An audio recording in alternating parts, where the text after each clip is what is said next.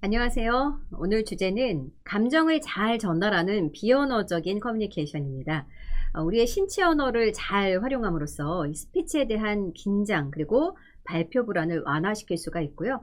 또 스피치에 대해 자신감을 기르는 데도 도움이 될 수가 있습니다.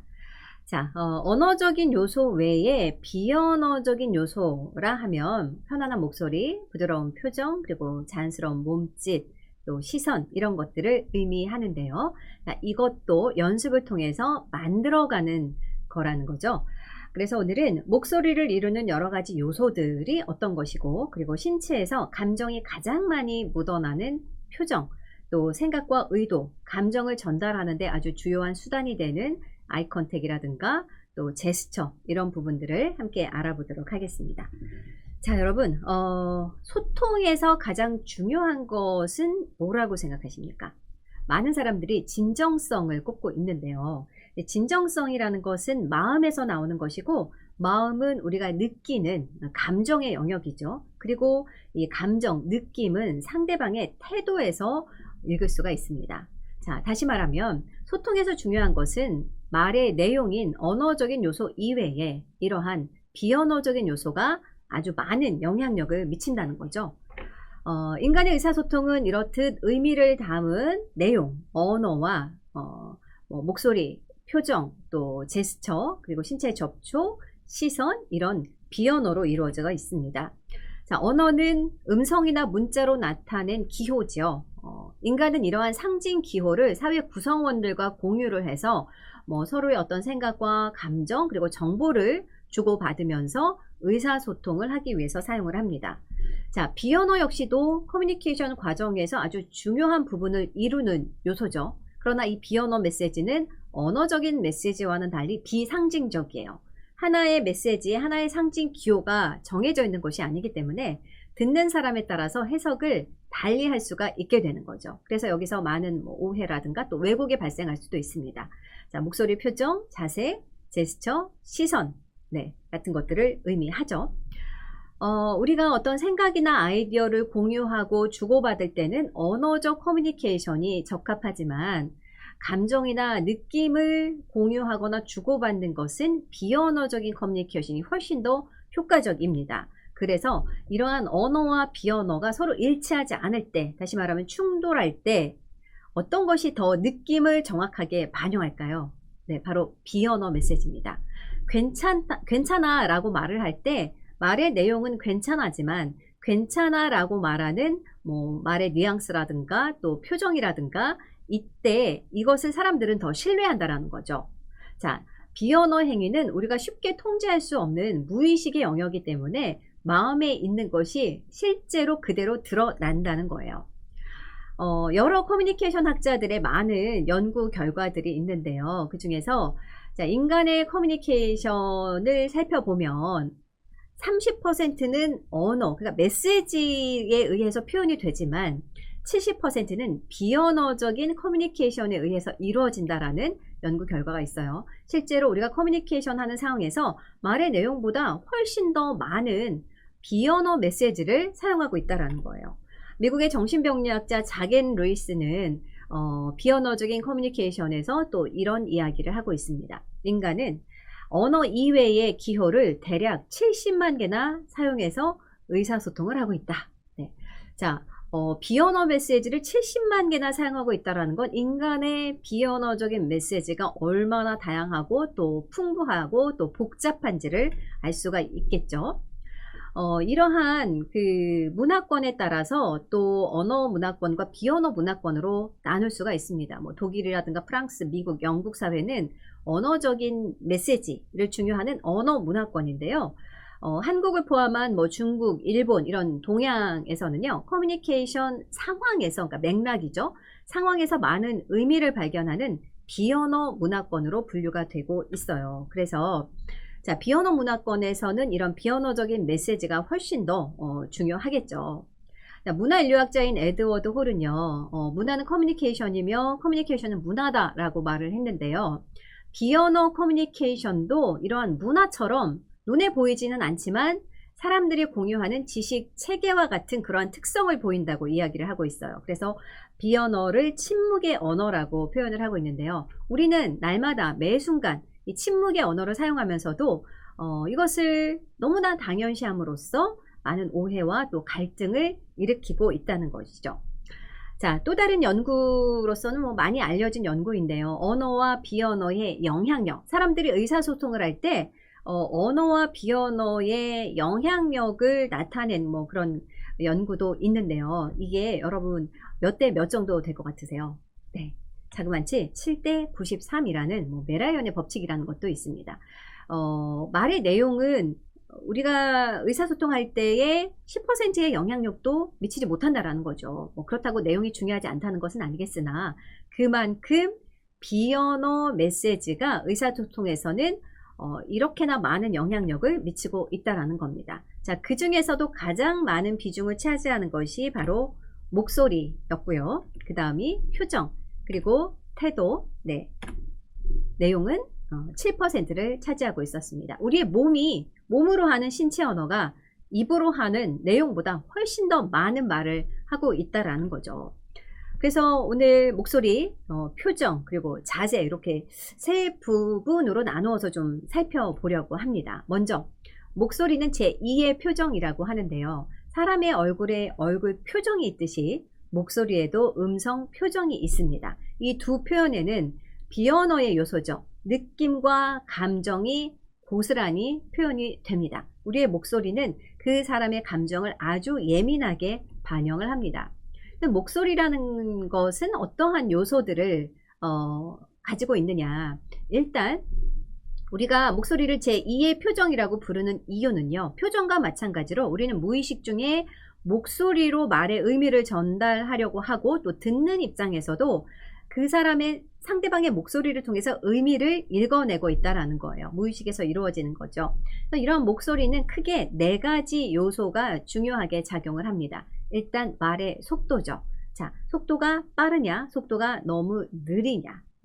이 속도에 따라서 느껴지는 느낌이 다르죠. 뭔가 속도가 빠를 때는 좀 성급한 느낌이 들겠죠.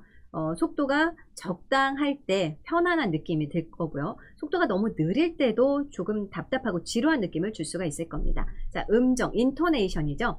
다시 말하면 높낮이에요. 우리말에는 높낮이가 있어요. 그리고 고저, 또 장단이 있습니다. 여기서 이제 음정이라는 것은 높낮이를 의미하는 건데요. 영어에 어퍼스트로피가 있는 것처럼 우리말에도 높낮이가 있는데 이 높낮이 없이 그냥 일자 목소리로 말을 하게 되면 일단 소리가 지루해집니다. 지루하게 들리고요. 무엇보다도 전달하고자 하는 핵심 키워드가 정확하게 전달이 안 되기 때문에 의미 전달력이 아주 현저하게 떨어진다고 볼 수가 있겠죠. 자, 이렇게 우리말에 고저, 장단을 맞추어서 말을 해줄 때 바로 말에 리듬이 생깁니다.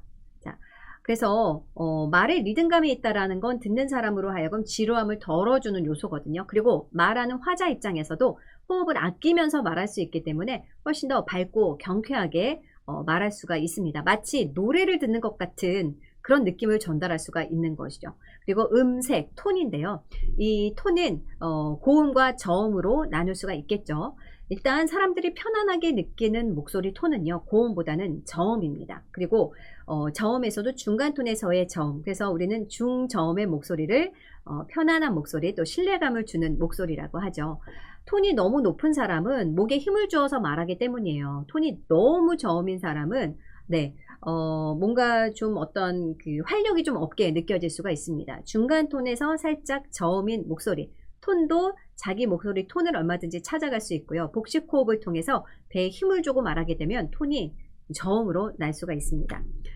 자, 그래서 우리가 설득에 도움이 되는 목소리가 바로 이렇게 좀 낮고 굵고 다소 빠르게 억양을 넣어서 말하는 맑은 목소리라고 할 수가 있어요. 이런 목소리는 청중에게 신뢰감을 주고요. 또 적극성이 있어 보이고 좀 세련되고 또 리더십이 있어 보입니다. 다시 말하면 말을 하는 데 있어서 신뢰감을 전달하는 아주 중요한 역할 그리고 성격 판단의 재료로서 이 목소리가 아주 주요한 기능을 한다라는 거죠. 자, 다음은 표정입니다. 사람의 표정은요, 뇌의 안신경세포에 의해서 생성이 된다고 해요. 표정을 좌우하는 것은 바로 눈과 입인데요. 자, 입은 웃고 있지만 눈이 웃고 있지 않다면 뭔가 조금 어색한 그런 느낌을 줄 수가 있습니다. 찰스 다윈은 표정은 세계적으로 타고난 것이라고 했는데요. 하지만 사람들은 이 표정을 제2의 커뮤니케이션 방법으로 발전시켰다고 했어요. 다시 말하면 표정도 진화가 되어 온 거죠.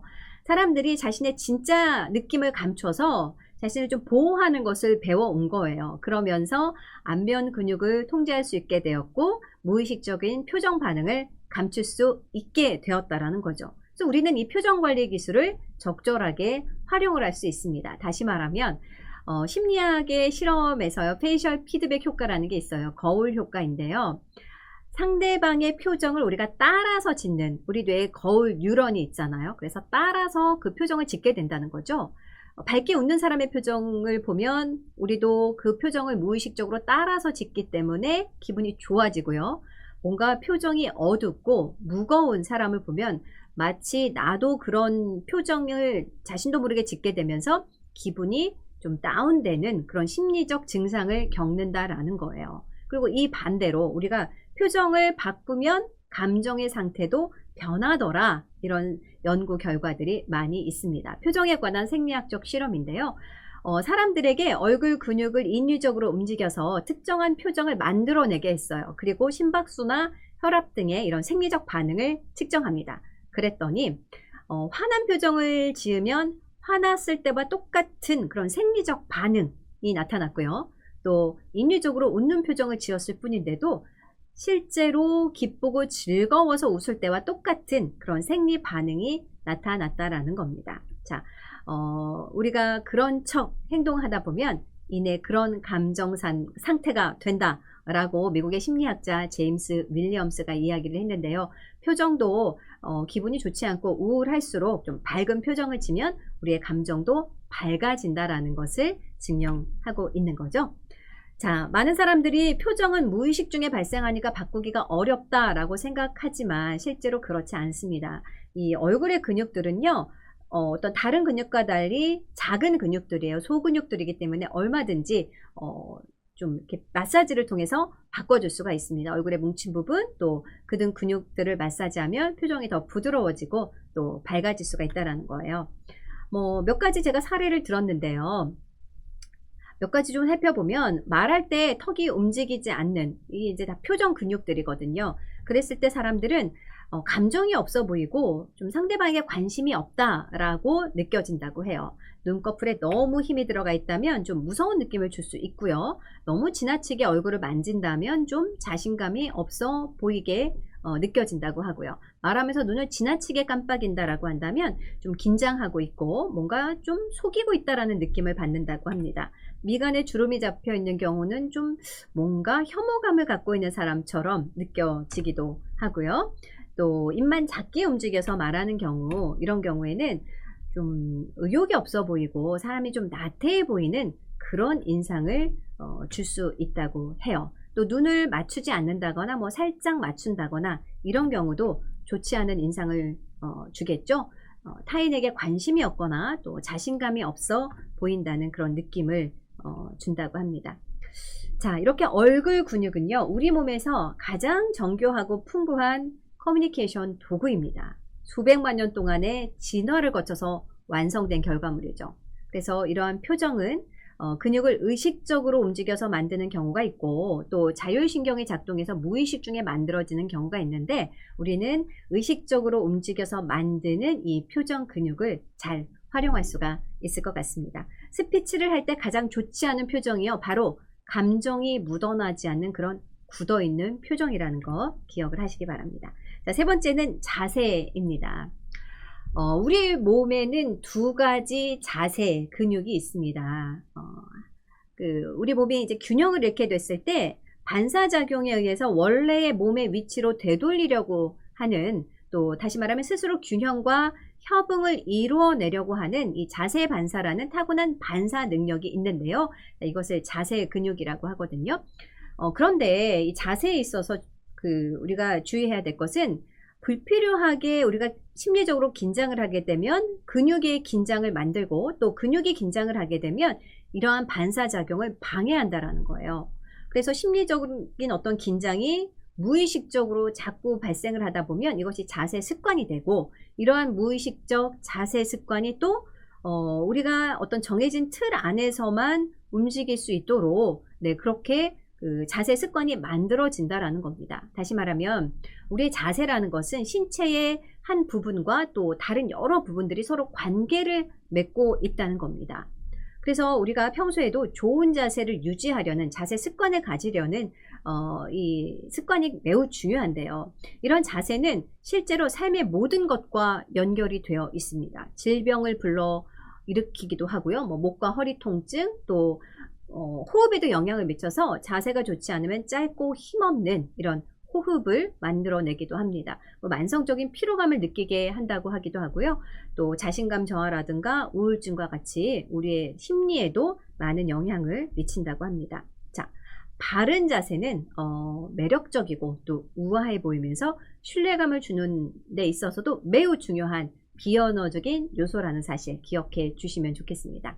자세에서도 상대방의 감정을 읽을 수가 있다는 거죠. 자, 메라비언은 상대방과 함께 있을 때 그 사람이 어떤 자세를 취하느냐 하는 것이 상대방에게 느끼는 호감이나 매력과 아주 밀접한 관계가 있다고 했거든요. 여러 가지 사례가 있지만 좀 더 자세한 구체적인 사례는 또 다음 기회를 통해서 한번 설명해 보도록 하겠습니다. 자, 자세도 호감도를 나타내는 지표라는 것. 네, 호감, 매력이죠.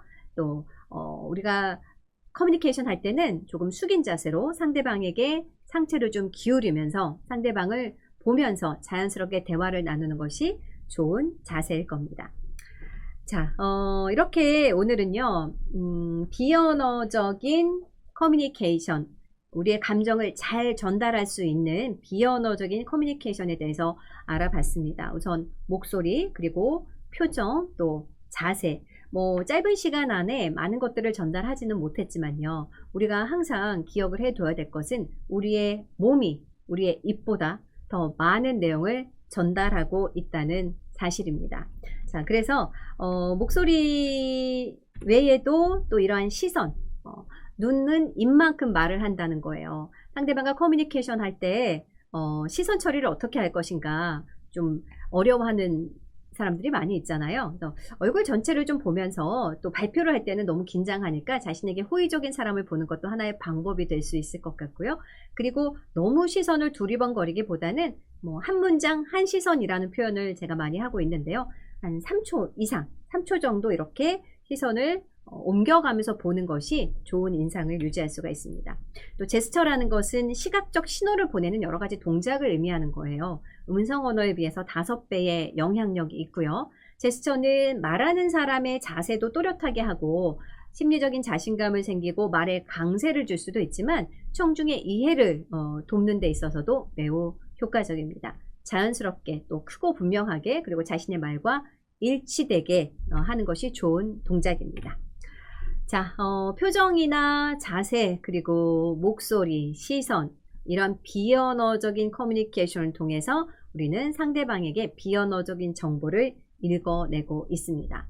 자세는 몸의 거의 모든 기능에 영향을 준다고 해요. 우리의 감각과 또 생각에도 직접적인 영향을 주고요. 근육의 긴장이 나쁜 자세를 만들기 때문에 항상 좋은 자세 습관을 유지하는 것이 좋겠죠. 호흡은 우리의 삶의 방식과 밀접한 영향이 있는데 또 삶의 방식도 호흡에 영향을 미칩니다. 뭔가 행동이 좀 급한 사람은 호흡이 빨라지겠죠. 또 호흡이 급하면 뭔가 행동이 빨라지고 또 마음도 급해진다라는 거예요. 표정은 또 다른 나라고 합니다. 우리가 무의식 중에 나타나는 이 표정은 숨기기가 어렵습니다. 눈빛은 제2의 언어. 상대방을 바라볼 때 조금 더 편안하고 또 따뜻한 눈빛으로 바라보는 것이 우리의 의사소통을 훨씬 더 원활하게 만들어줄 수가 있습니다. 그리고 목소리는 이 모든 것의 결합체라고 하거든요. 자, 평소에 우리가 길들여진 이 목소리 습관을 조금 바로잡기 위해서 호흡과 또 발성, 발음 연습을 꾸준히 하면 목소리도 충분히 개선이 될 수가 있습니다. 자, 오늘 감정을 전달하는 비언어적인 커뮤니케이션, 여러 가지 비언어 요소를 살펴봤는데요. 자신의 좀 좋지 않았던 습관을 한번 돌아보고 좋은 습관으로 만들어갈 수 있는 그런 계기가 되었으면 좋겠습니다. 자, 오늘은 여기까지 하겠습니다. 고맙습니다.